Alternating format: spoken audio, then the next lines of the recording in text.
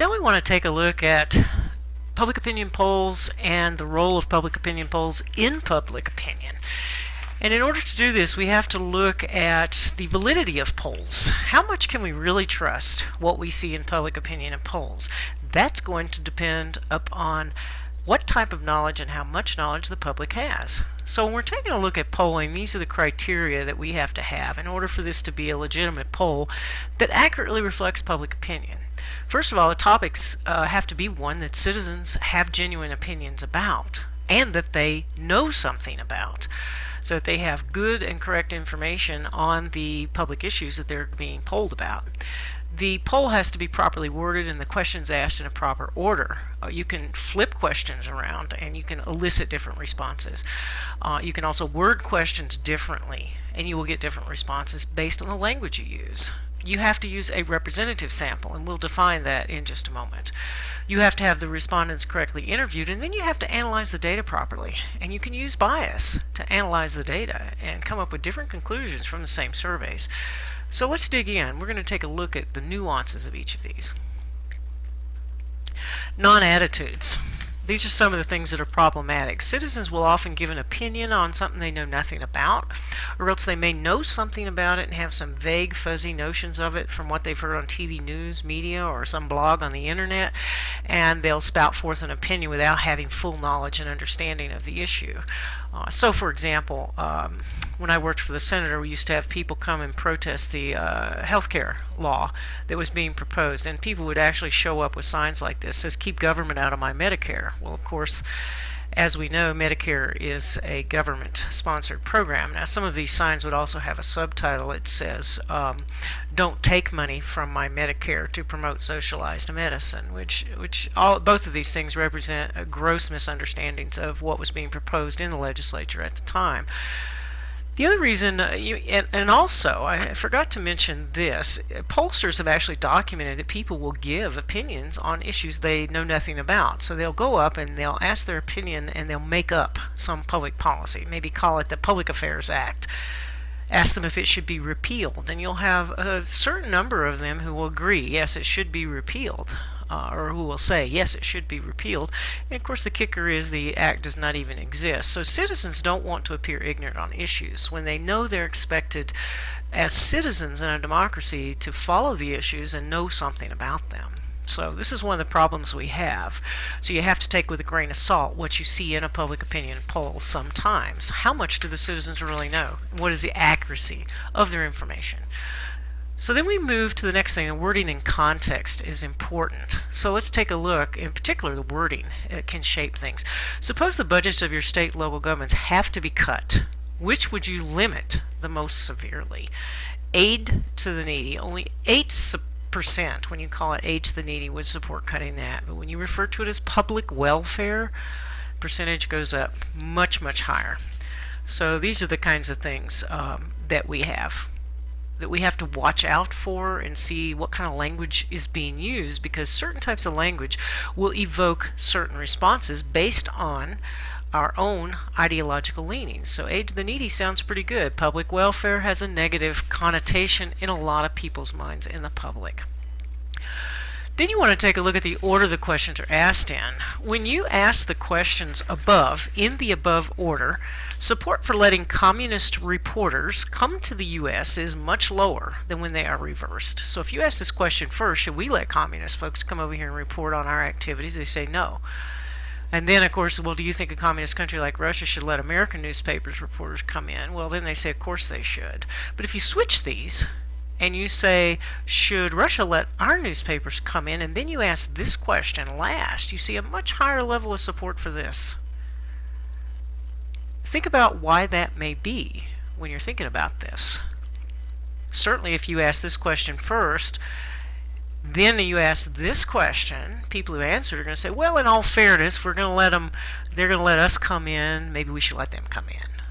So it just depends on the order of the questions as well. Another thing I wanted to show you, I'm sorry you can't read this right here, it's outside the screen. What do you think about abortion? Should it be legal as it is now? You can read the rest. Legal only in such cases as saving the life of the mother, rape, or incest, or should it not be permitted at all? Now, if you're a newspaper reporter and you're looking at this survey, and data all came from the same survey, let's say you want to pick and choose the data and you want to write a pro-choice story. So you're going to say that you could look at this data, you could go 80% of Americans support legal abortion in some form or another, even if there are some limits on it here at the end. Or you could write an anti-abortion story that says, well, 56% of Americans think we should have severe restrictions on abortion or it should not be permitted. So you could slant that story either way you want to, depending on your own personal opinion about abortion. You could say an anti-abortion story, you've got 55% of citizens who believe this is murder, and only 35% who think it's not. It's very hard to comprehend this 55% who think it's murder, yet 80% up here who would say it should be legal in some form or another. So should murder be legal? So here you can see some great anomalies between public opinion. It's not even consistent sometimes. Do you sometimes agree or disagree with the following statement? Abortion sometimes is the best course in a bad situation. So here you could also write a pro-choice story and say over 66% of Americans agree with that. So there's a number of different ways that you can take a look at this and pick and choose data out of a story or out of a poll to write a story. It's kind of interesting. So keep that in mind. The other thing that we have to do is make sure our sampling guidelines are accurate. So the sample must be random. It just simply means that everyone in the target population has an equal probability of being selected. So that means that you must use you can use things like mailing lists, enrollment lists, some kind of current listing of an organization. You can use data on demographics and break it down into neighborhoods. Then you can assign code numbers and then randomly select those codes to see who you're going to sample. You also have to have a sample that must be large enough to accurately reflect the larger population, and this, to do a national survey, is about 1,500 to 1,700 people, I believe, somewhere in that neighborhood. Believe it or not, that is enough to do a valid sample. But if you do this, you have to be aware of the total sample size versus the actual sample size. So total sample size would be, say, I have a sample population of 1,700 people, but I only have 1,200 that agreed to answer my question. So this makes my margin of error much greater if the sample size is smaller. Another thing we should remember is when you go online to different websites and you see somewhere where it says they ask a question and they allow you to respond to the question for some kind of survey that they've put up there. These are never valid surveys, the data that comes from them, because they're what we call self-selecting surveys. So you naturally have people who have a stronger opinion on that particular issue who will self-select themselves to answer the survey, and it's not a random sample of opinion across a broad cross-section of different types of people. So always beware when you see reports from those kinds of things. So that's basically public opinion polling and what is required. And one of the things we're going to find out, which we may already instinctively know, is that the American public in particular are much more misinformed and ill-informed on public policy issues actually than most of the rest of the industrialized nations populations of the world, who follow news much more closely and have much better sources of information of news than we have. We will address this in the next micro lecture, but I want to start segueing into that micro lecture where we're going to talk about the mass media in this country, the role they play in their interaction with political elites, citizen understanding, and public opinion. And we're going to use an example of an actual poll that was done regarding citizen understanding of issues surrounding the build-up to the Iraq War. And that'll be interesting to do. But what I'd like you to see right now is a brief video done by the Media Education Foundation, 5-6 minutes long, who's going to talk exactly about these issues I've just discussed. So see what you think of this.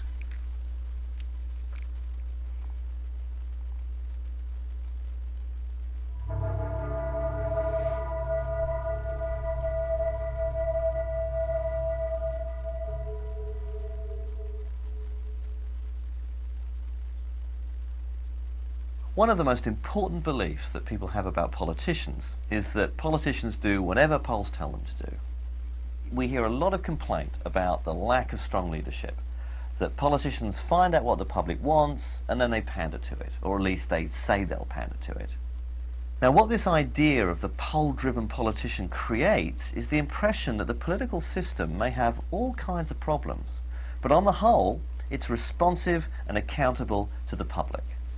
But once you actually start to look at public opinion in a more detailed way, what you discover is that the idea of the poll-pandering politician is really a myth. For example, there's broad support in the US for a whole range of policies. Polls show that most people support increased spending on inner cities, more spending and regulation on the environment, more spending on education, more spending on healthcare. We also find that majorities support increases in the minimum wage, stricter gun control, and campaign finance reform. In other words, if politicians really were poll-driven, then they'd be in favour of a whole range of liberal or left-wing policies, when in fact they're not. Now, the question that this raises in a democracy is, how is this mismatch between what the people want and the policies pursued by their representatives possible?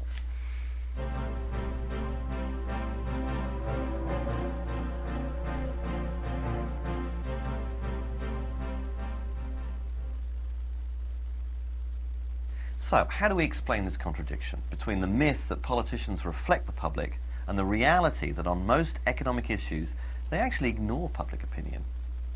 Well, let's look at how the news media covers public opinion. When the media report on polls, what they're actually doing is telling a story about what public opinion is rather than just reflecting it. They're constructing how we understand public opinion. And the news media have a lot of power here because they choose what questions to ask and what questions not to ask.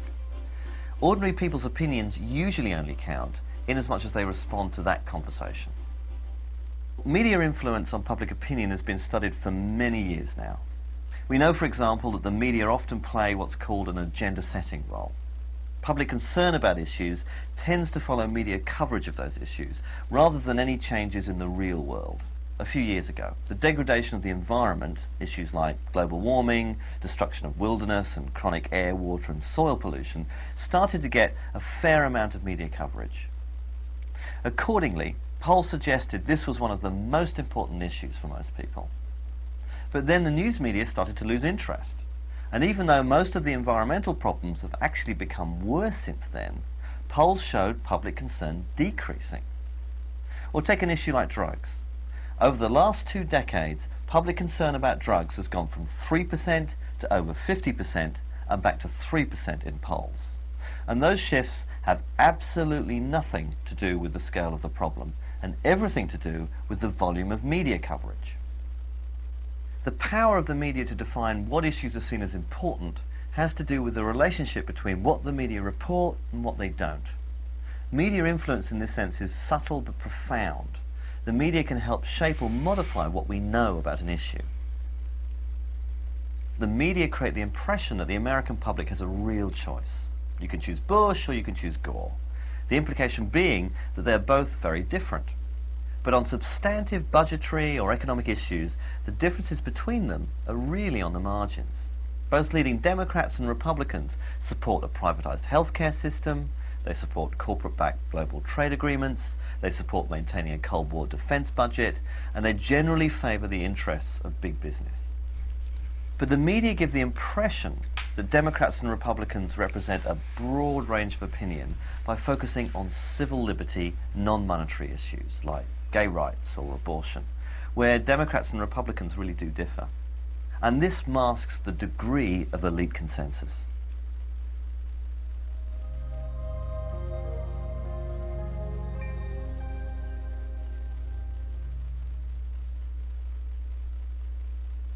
It's interesting to look back and see what people thought polls would be used for when they were first being developed. For instance, when George Gallup began to refine and to develop the art of public opinion polling in the first half of the 20th century, he saw it as the dawn of a more democratic era. For him, the technology of the opinion poll meant that the public's input into the political process wouldn't be limited any longer to an election every few years. Political elites could actually act on the basis of what the people said they wanted on quite specific issues. Now, nearly a century later, we live in a poll-saturated culture, and the question is, has that democratic vision been realised? Are politicians responsive to real public concerns? And unfortunately, I think the evidence is that rather than being a mechanism for extending democracy, public opinion polls are used and reported in highly selective ways that match the agenda of political elites.